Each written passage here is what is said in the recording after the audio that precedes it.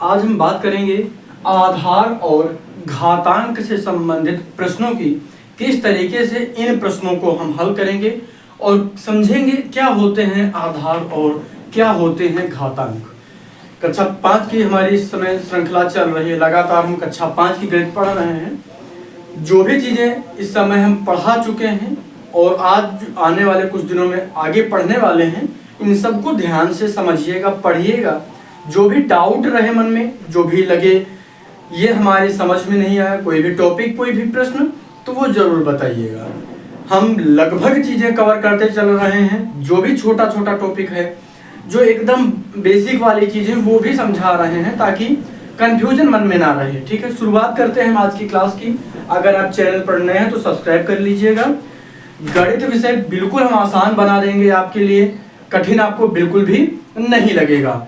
उसके बाद भी कोई ऐसा जो लग रहा हो कि हाँ ये हमारे टॉपिक समझ में नहीं आता है, तो वो आप कमेंट कर दीजिएगा। इससे क्या होगा, जो भी चीज़ें नहीं समझ में आई होंगी आपकी, तो वो हम दोबारा से समझा देंगे। ठीक है, यहाँ पर देखिए आधार और घातांक, बेस एंड एक्सपोनेंट। यहाँ पे जैसे मान लिया कोई संख्या लिखी है, लिखिए 4 की पावर 2।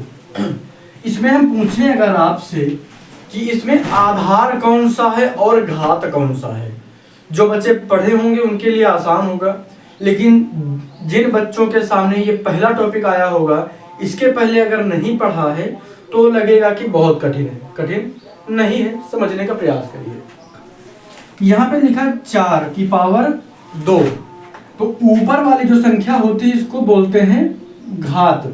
ये जो संख्या है ये घात हो जाएगी 2, और जो नीचे की संख्या है इसको बोलते हैं आधार। इसको क्या बोलते हैं? इसको बोलते हैं आधार। क्लियर हो गया? इसको समझिए, कोई भी संख्या जो आधार में है वह कितनी बार है ये घात से पता चलता है। ठीक है, ये दिमाग में रखिएगा। यानी जो घात होती है वह ये चीज इंगित करती है, दर्शाती है, बताती है कि जो आधार की संख्या है वो क्या है, कितनी बार है। यानी जैसे देखिए यहाँ पे 2 है ना, तो 2 ये बता रही है कि जो आधार में 4 है ये कितनी बार है, ये 2 बार है। समझ में आ गया?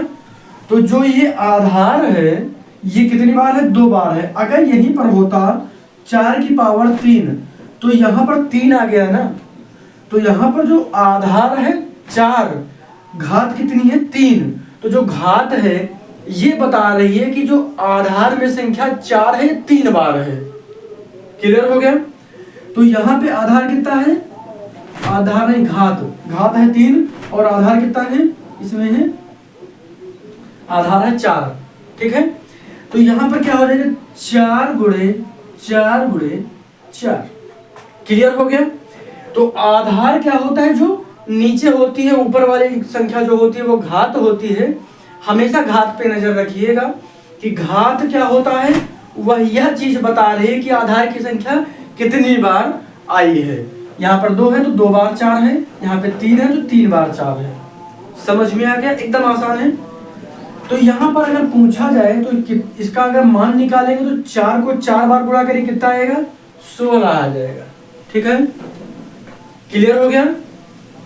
अगर यही चीज यहाँ पे हो 4 4 4 3 बार, तो 4 चौके 16, अब 16 चौके तो आ जाएगा 64।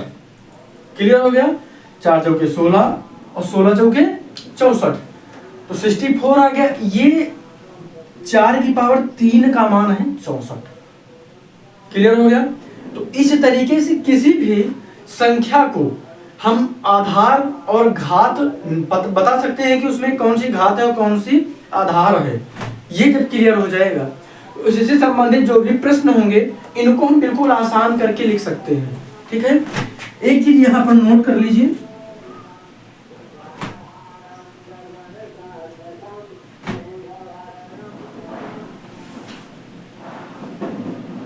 इसको डायरेक्ट लिख लीजिए। घात के रूप में अगर 2 है, अगर 2 लिखा है इसको वो लिखिए, अंकों में लिखिए। 2 है तो इसे वर्ग कहेंगे, वर्ग कहते हैं। और इसमें पूरा डायरेक्ट लिख लीजिए, अगर 3 हो तो उसे क्या बोलेंगे? घन कहेंगे।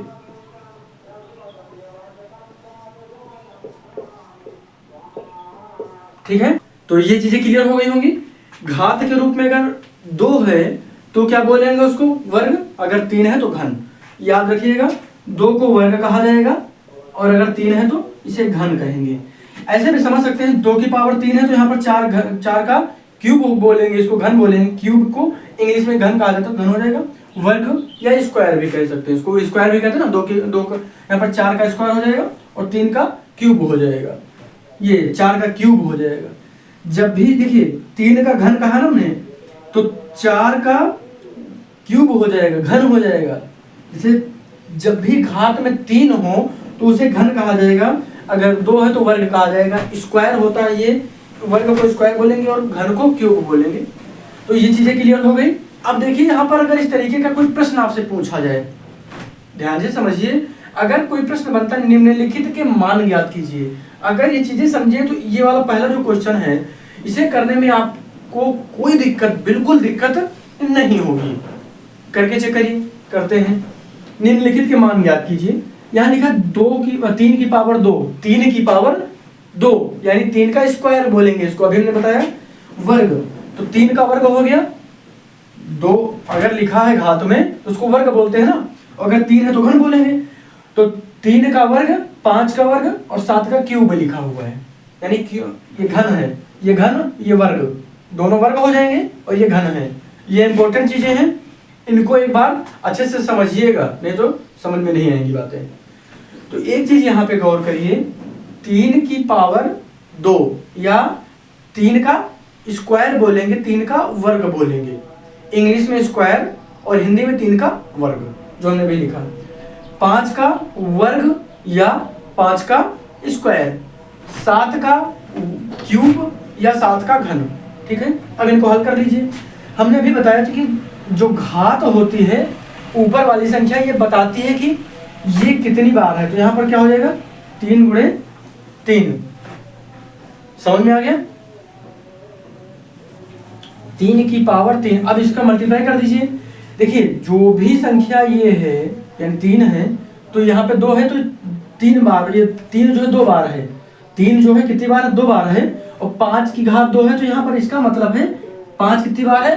2 बार है। इसी तरह 7 आया है, 7 की पावर 3 है, तो 7 कितनी बार है? 3 बार है। कितनी बार है? 3 बार है, तो 7 3 बार लिखा। अब इसको हल कर लीजिए। 3 का 3 बार टेबल पढ़ेंगे तो 3 3 के 9 और 5 का 2 बार टेबल, हाँ 5 बचे तो 25 आ जाएगा, 25। ठीक है, 25 इसको सही से लिखिए, नहीं तो कंफ्यूजन हो जाएगा। ठीक है, अब यहाँ पे 5 की पावर क्या होता है? 5 की पावर 2, 5 × 5 हम इसको लिख सकते हैं, और इसको जब मल्टीप्लाई करेंगे तो 5 5 25 हो जाएगा। अब 7 का करिए, 7 7 49 होगा। अगर एक बार में लिखने में दिक्कत हो तो 2 बार में लिख लीजिएगा। 7 7 49 इतने का गुणा हुआ और 7 से मल्टीप्लाई कर दीजिए तो कितना हो जाएगा? 343। कैसे करिएगा? 7 का 3 बार पढ़ा पड़िए तो 9 7 63 होता है, तो 3 आ जाएगा, 6 कैरी होगा और 7 चौके 28 और 28 कितना हो जाएगा? 28 और 6, 28 6 34 हो जाएगा। 343 इसका आंसर हो जाएगा। 7 का क्यूब जब हम करेंगे तब। क्लियर हो गया? अब यहाँ पे एक प्रश्न और बनता है, आधार और घातांक का प्रयोग करके संक्षेप में लिखिए। अभी हमने क्या किया? मान ज्ञात किया। अगर कोई संख्या आपको दी गई है, जैसे लिखा है 3 की पावर 3 लिखा हमने यहाँ पे, 4 की पावर 2 है तो हमने अभी बताया है, 5 की पावर 2 है तो यहाँ पे आ गया। अब 6 की पावर 2 है तो इसको आप करिएगा तो 6 × 6 छछेंगे 36, 7 का 7 7 49, 8 का 8 ढाई 64, 9 का 9 9 81, 10 का 100, 11 का 121, 12 का 144। इस तरीके से करिएगा आप। ठीक है, जब तक आप लगातार करेंगे नहीं, इसका अभ्यास करिए। चीजें आपको 20 तक वर्ग याद करना है। याद रखिए कक्षा 5 में 20 तक की संख्याओं के 20 तक के वर्ग करिए, आप आराम से इनको करिएगा।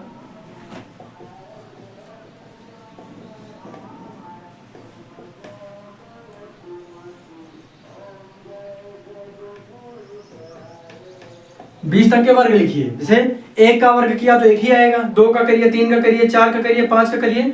इस तरह घात लिखते जाइए और मल्टीप्लाई करके लिख के इसका आंसर चेक करिएगा। ठीक है।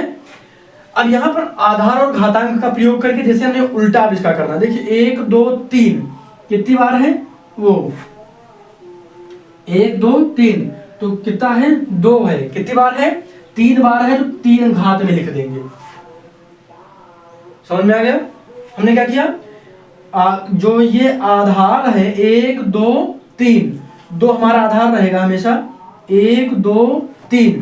तो यहाँ पर हमेशा का मतलब एक चीज गौर करिएगा कि ये वाली चीजें ये आधार हैं, ये इनके ऊपर जो संख्या रहेगी वो घात रहेगी। यहाँ पर 1 2 3 तो आधार में हमने क्या लिखा, 2। कितनी बार है, 3 बार है, इसलिए हमने घात के रूप में 3 लिखा। मल्टीप्लाई किया क्योंकि मल्टीप्लाई का चिन्ह लगा हुआ है, 1 2 तो यहाँ पर 3 लिखेंगे। कितनी बार है, 2 बार है, तो हमने 2 लिख दिया। क्लियर हो गया होगा ये कैसे आया। तो ये हमारा हो जाएगा आंसर।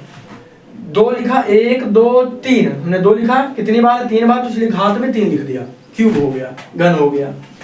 अब अगर कोई संख्या लिखिए, इसको 7 तो लिख चुके हैं ऊपर, 8 गुणे 8 गुणे 8 गुणे 8 गुणे 8 गुणे 5 गुणे 5। तो यहाँ पर देखिए 1 2 3 4 5 तो 8 कितनी बार है, 5 बार है। तो 8 की पावर 5 गुणे 1 2, 5 कितनी बार है, 2 बार, तो 5 की पावर 2। तो ये चीजें उम्मीद करता हूं आपके अच्छे से समझ में आई होंगी। आधार और घातांक, अभी इनसे संबंधित प्रश्न आगे आपसे पूछे जाएंगे, तो इसको समझते रहिए। कोई भी डाउट हो तो जरूर बताइएगा। एक बार हम पूरा फिर से देख लेते हैं ताकि कंफ्यूजन ना रहे। देखिए जब भी आपको कोई संख्या दी जाए, जैसे लिखा हुआ है इसमें 4 को हमने कर लिया है, 6 का देखिए, 6 की पावर 2 लिखा हमने। अब कह दिया गया कि इसमें घात कौन सी है, तो ये संख्या क्या हो जाएगी, घात। ये क्या हो गई, ये हमारी आधार हो गई। क्या हो गई, आधार हो गई। जो घात होती है यह बताती है कि आधार कितनी बार आई है। तो घात में 2 है तो 6 कितनी बार है, 2 बार है। क्लियर हो गया। अगर इसके मान निकालने की बात की जाए तो क्या करेंगे, पहले घात को देखिए, घात कितना है, 2, यानी नीचे की संख्या क्या है, 6। 6 कितनी बार है, 2 बार है। ऊपर वाली संख्या घात को देख लीजिएगा, पता चल जाएगा। 6 गुणे 6 हो गया। अब इसका गुणा कर दीजिए, 6 सरंगे 36 हमारा इसका मान आ गया। एक चीज यहाँ पे गौर करिएगा, हमेशा गौर करिएगा, अगर 2 है तो इसको बोलेंगे ये वर्ग। क्या बोलेंगे इसको, इसको बोलेंगे वर्ग। अगर 3 है तो इसको बोलेंगे घन। इसको इंग्लिश में कहेंगे स्क्वायर, इसको बोलेंगे क्यूब। दिमाग में हमेशा रखिएगा, 2 अगर है तो 6 का स्क्वायर, अगर 3 होता तो 6 का क्यूब, 6 का घन, 2 का है तो वर्ग। ये चीजें याद रखिएगा, बेसिक्स वाली चीजें। अब देखिए अगर कोई संख्या लिखी है, जैसे लिखा है 8 की पावर 2, तो इसका मान क्या होगा। फिर एक संख्या और लिख देते हैं, 2 है तो यहाँ पर क्या है, 8, तो 8 गुणे 8 हो जाएगा। क्यों, क्योंकि जो घात है ये बता रहे कि 8 2 बार है, इसीलिए 2 है। अगर 3 होता तो ये इसको 3 बार लिखते। तो यहाँ पर इसका जब इसको मल्टीप्लाई करेंगे तो 8 टाइम 64। क्लियर हो गया। अगर कोई संख्या दी गई है आधार और घातांक के रूप में लिखना है, गुणा में दी गई है, तो कैसे करेंगे। जैसे लिखा 3 गुणे 3 गुणे 3 गुणे 4 गुणे 4 गुणे 4। देखिए 1 2 3, 3 कितनी बार है, 3 बार है, 3 लिखा। 4 कितनी बार, 4 कितनी बार, 3 बार, 3 लिखा हमने। ये हमारा आंसर हो गया। आधार और घातांक का प्रयोग करके जब हम संक्षेप में लिखेंगे तो इस तरीके से लिख सकते हैं। तो आज की जो क्लास है उम्मीद करता हूं आपको अच्छे से समझ में आई होगी। चलिए मिलते हैं कल। चैनल पर नए हैं तो सब्सक्राइब जरूर करिएगा। गणित को मैं बिल्कुल आसान करके आपको समझाने का प्रयास कर रहा हूं, इसलिए मैंने 2 बार समझा दिया। आधार और घातांक से संबंधित कोई प्रश्न है आपके मन में तो कमेंट कर दीजिएगा, वो हम आपको अच्छे से समझा देंगे, दोबारा समझा देंगे, कोई भी दिक्कत नहीं होगी। जो भी कमेंट करिए, यानी जो चीज़ नहीं समझ में आती, कोई टॉपिक नहीं समझ में आया तो कमेंट कर दीजिए, क्योंकि मन में डाउट रखे रहेंगे तो सवाल जो है हल करने के समय डाउट बने रहेगा, नहीं हो पाएगा। जो भी क्वेश्चन नहीं समझ में आ रहा है पूछिए, जब तक आपके मन में संदेह रहेगा फिर आप कैसे हल करेंगे, ये भी तो आप सोचिए ना। तो मैं इसीलिए छोटी छोटी चीज़ों को समझाते हुए चल रहा हूँ ताकि मन में डाउट ही नहीं रहे। सब्सक्राइब जरूर करिएगा और ज़्यादा से ज़्यादा शेयर करिएगा। धन्यवाद।